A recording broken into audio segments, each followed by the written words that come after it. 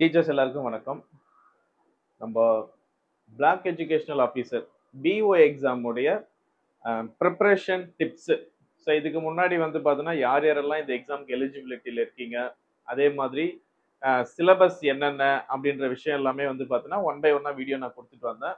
So இப்போ நம்ம இந்த எக்ஸாம் ப்ரிப்பரேஷனை ஸ்டார்ட் பண்ணும்போது நிறைய சப்ஜெக்ட்ஸ் இருக்கும். ஸோ நம்ம வந்து இதில் வந்து பார்த்தோன்னா ஒரு 100 மார்க்குக்கு மேலே எப்படி எடுக்கலாம், எதை பண்ணால் நம்ம வந்து ஒரு 100 மார்க்குக்கு மேலே எடுக்க முடியும். அப்போ நம்ம இருக்கிற எல்லா சிலபஸையும் ஃபோக்கஸ் பண்ணுறதுக்கு பதிலாக பர்டிகுலர் சப்ஜெக்ட்ஸ் வந்து பார்த்தோன்னா நம்ம என்ன பண்ணலாம் அப்படின்னா ஃபோக்கஸ் பண்ணலாம். ஸோ அந்த மாதிரி என்னென்ன சப்ஜெக்ட்ஸுங்களை வந்து பார்த்தோன்னா இதில் இருக்க சிலபஸில் இருக்கிற என்னென்ன யூனிட்ஸை நம்ம படித்தா நம்ம ஓரளவுக்கு ஒரு 100+ மார்க் எடுக்க முடியும், அதுக்கான ஒரு சில டிப்ஸ் வந்து பார்த்தீங்கன்னா நான் இந்த வீடியோல நான் சொல்றேன். கொஞ்சம் கேர்ஃபுல்லா லிசன் பண்ணுங்க. நீங்க இந்த எக்ஸாம் படிக்க போறீங்க அப்படின்னா கண்டிப்பா இந்த வீடியோ உங்களுக்கு வந்து ரொம்பவே கை கொடுக்கும். ஸோ நம்ம ஒரு இதனுடைய நம்ம டாபிக் என்ன அப்படின்னா 100 மார்க், ஸோ ஒரு 100+ மார்க் எடுக்கிறதுக்கான வழிமுறைகளை நம்ம வந்து பார்த்தீங்கன்னா என்னென்ன சப்ஜெக்ட்ஸை வந்து பார்த்தீங்கன்னா ஃபோக்கஸ் பண்ணணும், என்ன சப்ஜெக்டை ஃபோக்கஸ் பண்ணா நம்ம 100 மார்க்குக்கு மேல எடுக்கலாம், அது வந்து நம்ம பார்க்கலாம். ஸோ உங்களுக்கு நான் ஏற்கனவே சொன்ன மாதிரி இந்த 100 மார்க் எடுக்கிறதெல்லாம் வந்து பார்த்தோன்னா நம்மளுடைய சப்ஜெக்ட் இது வந்து பார்த்தீங்கன்னா மெயின் சப்ஜெக்டா வருது.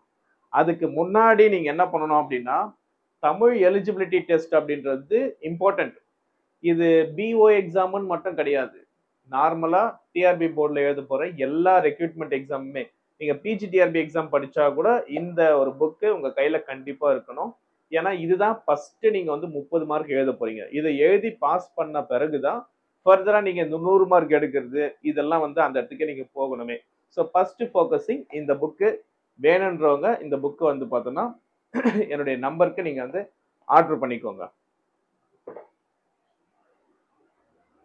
ஸோ ஃபர்ஸ்ட் சிலபஸ் என்னன்னு பார்த்துடலாம். இதை நம்ம வந்து 3ஆ பிரிக்கலாம். ஸோ ஒன்னு வந்து என்ன அப்படின்னா கோர் சப்ஜெக்ட்.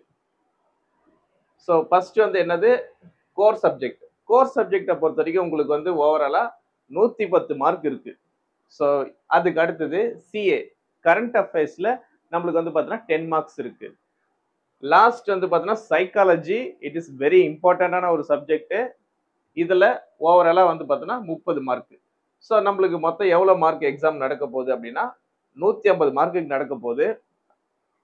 இதுல நம்மளுடைய ஐடியா வந்து என்ன அப்படின்னா 100+, ஒரு 100 மார்க்குக்கு மேல எடுக்கிறதுக்கான ஒரு ஐடியாஸ் நான் தர போறேன். நீங்க 100 மார்க்குக்கு மேல எடுத்துட்டீங்க அப்படின்னா வேலைக்கு போக போறீங்கன்னு அர்த்தம். அவ்வளவுதான். ஸோ நீங்க இந்த டிப்ஸை நீங்க வந்து தாராளமா ஃபாலோ பண்ணலாம். ஸோ நம்ம கோர் சப்ஜெக்ட் அப்படின்னு நம்ம எடுத்துக்கிட்டோம்னா என்னென்னலாம் இருக்கும். ஸோ கோர் சப்ஜெக்ட் அப்படின்னும் போது என்னென்ன விஷயம்லாம் இருக்கும் அப்படின்னா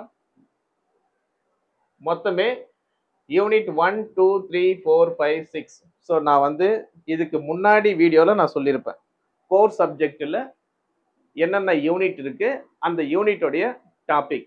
ஸோ ஃபர்ஸ்ட் யூனிட் வந்து பார்த்தீங்கன்னா தமிழ், அதுக்கப்புறம் இங்கிலீஷு, மேக்ஸு, அப்புறம் சயின்ஸு, சோஷியல் சயின்ஸு, ஹிஸ்ட்ரி, அந்த மாதிரி என்னென்ன யூனிட் எல்லாம் இருக்கும் அப்படின்றத நான் தெளிவாக ஒரு வீடியோ நான் கொடுத்துருந்தேன். அதை வேணா பார்த்துக்கோங்க.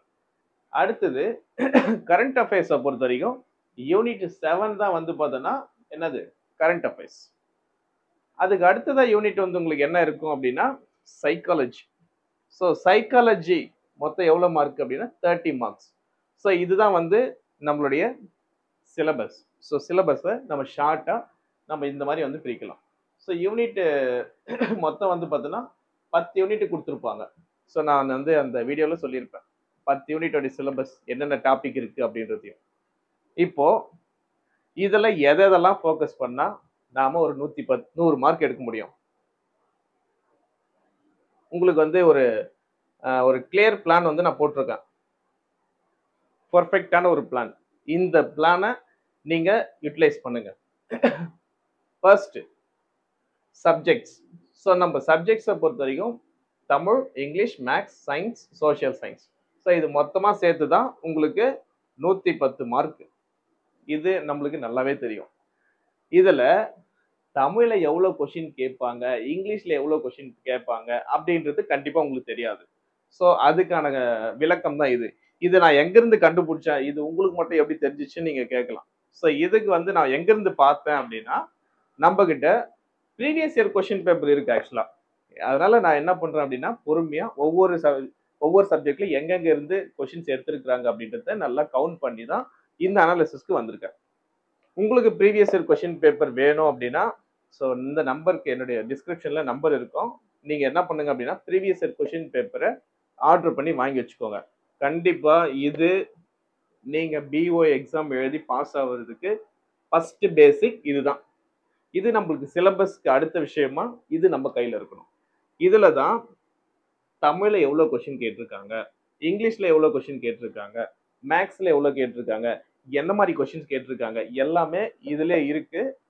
இதை பார்த்தாலே நம்மளுடைய ஐடியாஸை நீங்க பக்காவா ஃபாலோ பண்ணலாம். எப்படி? ஃபர்ஸ்ட் தமிழ் சப்ஜெக்டை பொறுத்த வரைக்கும் நம்மளுக்கு வந்து பார்த்தோன்னா நம்பர் ஆஃப் தி கொஷின்ஸ் 18 மார்க்குக்கு தமிழ்ல கேட்குறாங்க. நாம ஃபோக்கஸ் பண்ண வேண்டிய ஃபர்ஸ்ட் சப்ஜெக்ட் இதுதான். தமிழ் சப்ஜெக்ட் தான் நம்ம வந்து ஃபர்ஸ்ட் ஃபோக்கஸ் பண்ண போறோம். தமிழ்ல 18 மார்க் இருக்கு. அதுல நீங்க 18க்கு 18 எடுக்க வேண்டாம், 15 மார்க் எடுத்துருங்க போதும். 18 மார்க்குக்கு 15 மார்க் எடுத்துருங்க. It is enough. அடுத்தது இங்கிலீஷ். கண்டிப்பா இது தெரியும் எல்லாருக்குமே கஷ்டமா இருக்கும். Apart from literature students, so English டிபார்ட்மெண்ட்டுக்கு வேணா இது வந்து மேபி ஈஸியா இருக்கலாமே தவிர்த்து மற்ற எல்லாருக்குமே எனக்கு தெரியும் இங்கிலீஷ் சப்ஜெக்ட் வந்து பார்த்தோன்னா கொஞ்சம் ஹார்டாக தான் ஃபீல் பண்ணுவீங்க. அதில் நம்மளுக்கு 18 மார்க் இருக்கு. அதனால நம்ம என்ன பண்றோம் அப்படின்னா இதை விட்டுடுறோம் அப்படின்னா இதுக்கும் நம்ம ஸ்டடிஸ் பண்ண போறோம் லாஸ்ட்ல. ஆனா இதில் நம்மளுக்கு வந்து ஜஸ்ட் எவ்வளோ மார்க் வந்தா போதும்? ஒரு 7 மார்க்ஸ். அந்த 7 மார்க்ஸ்ன்றது படிக்காமலே டிக் பண்ணா கூட நம்மளுக்கு வந்துடும். இதோட அதிகமாக தான் வரும். ஆனா நான் போட்டிருக்கிறது கம்மியான லெவல் தான். ஓகேவா? அப்போ நம்ம ஃபர்ஸ்ட் சப்ஜெக்டா ஃபோக்கஸ் பண்ண போது தமிழ். அப்போ ரொம்ப நுணுக்கமா படிக்க வேண்டிய விஷயங்கள் அங்கதான் இருக்கு. அடுத்தது நான் ரெண்டாவதா உங்களுக்கு ரெஃபர் பண்ற சப்ஜெக்ட் வந்து என்ன அப்படின்னா ரெண்டாவது சப்ஜெக்ட் ரெஃபர் பண்றது மேக்ஸ். மேக்ஸ் சப்ஜெக்டை நீங்க வந்து ரெண்டாவதா ஃபோக்கஸ் பண்ண போறீங்க. மேக்ஸ்ல நீங்க எவ்வளவு மார்க் வருது? 18 மார்க் வருது.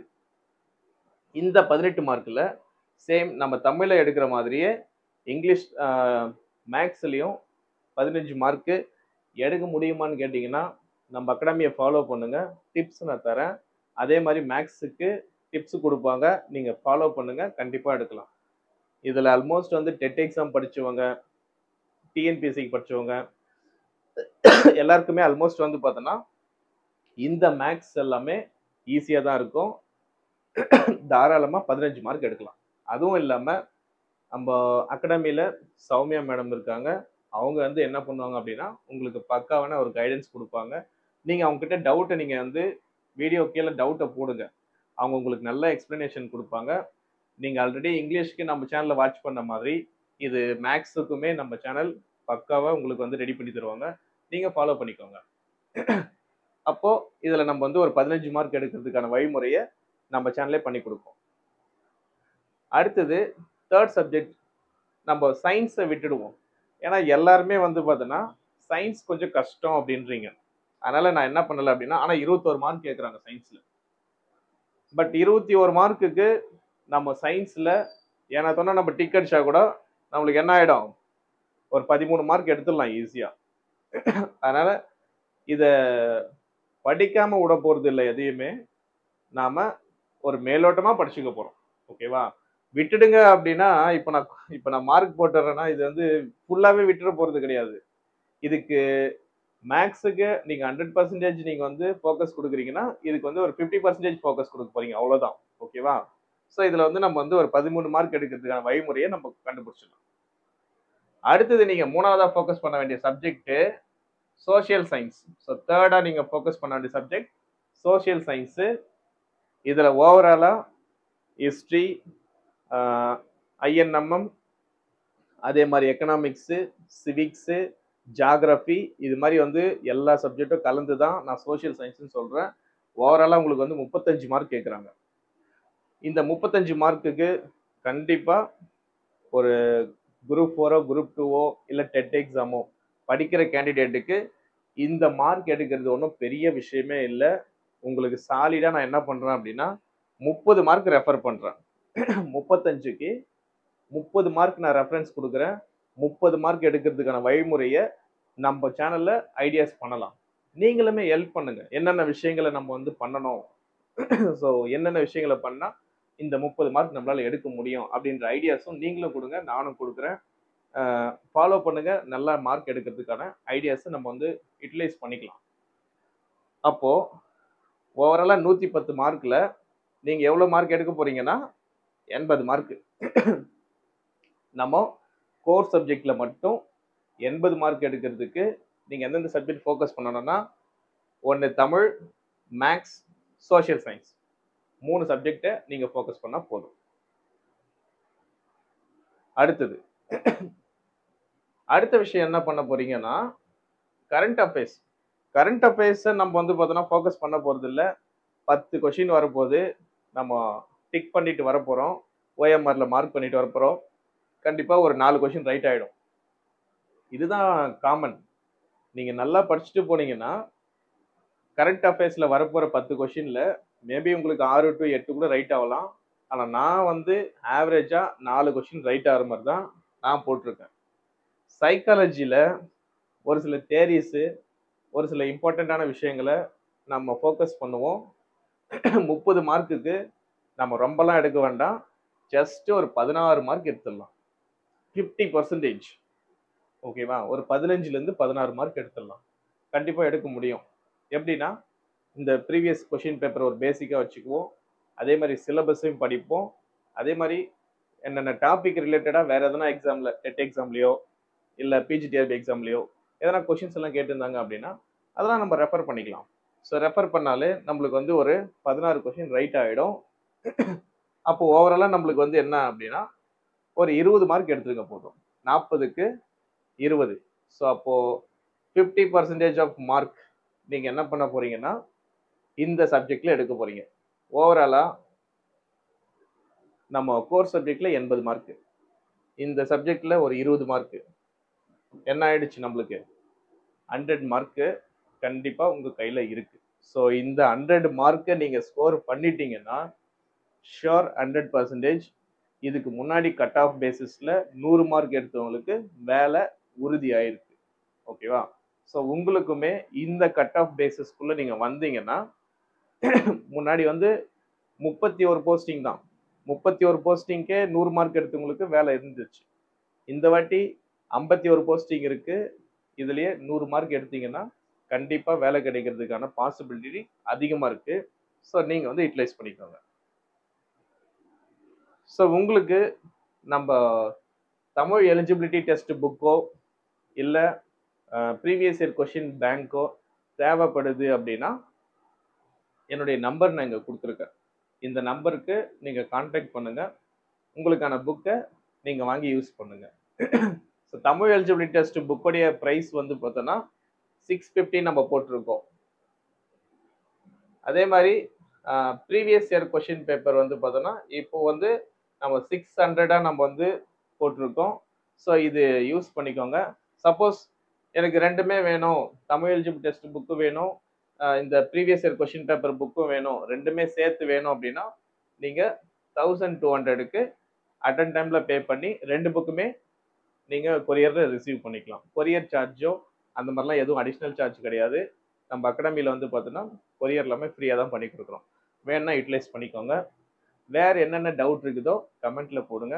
அடுத்தடுத்த வீடியோவில் உங்களுக்கு எக்ஸ்பிளைன் பண்ணுறேன். தேங்க்யூ.